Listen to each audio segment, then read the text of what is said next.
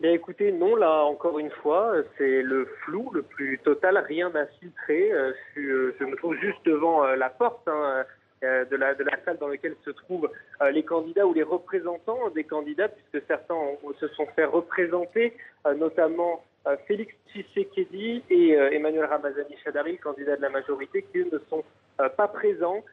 Martin Fayoulou, par contre, de la coalition Lamouka, est lui dans la salle. Quant aux teneurs, quant au motif de cette réunion, eh bien, on ne peut que subodorer. Alors, il y a effectivement cette décision de reporter les élections dans deux zones, notamment le nord-est de la RDC, Beni, Butembo, et puis l'ouest du pays, à Yombi. Cela va être abordé, c'est sûr.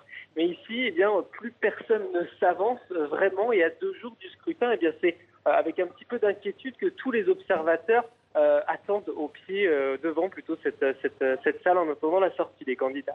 Oui, il faut rappeler que la dernière fois que la CENI avait convoqué les candidats, elle avait annoncé à la suite un report de l'élection d'une semaine.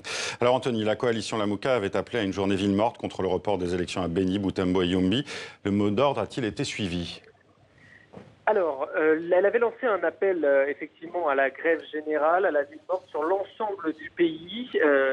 Ça n'a pas été suivi à Kinshasa, ça n'a pas été suivi dans la majeure partie de la République démocratique du Congo. Par contre, ça a été extrêmement suivi et respecté à Butembo, à Beni, vous l'avez dit, et notamment à Beni, où l'on dénombre ce soir bien déjà plusieurs morts dans des affrontements entre manifestants et forces de l'ordre.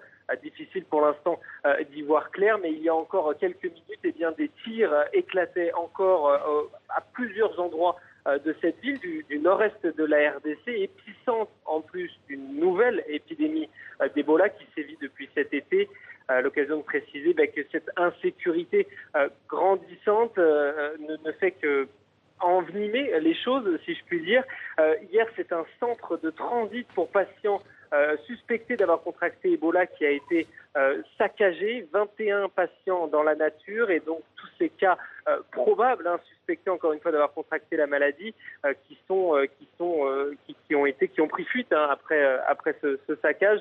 Certains sont revenus aujourd'hui, mais cela n'empêche que le cercle de contingence a été bloqué, a été cassé. Donc voilà ce que l'on peut dire ce soir. La situation reste encore une fois très précaire à 2 jours de ce scrutin.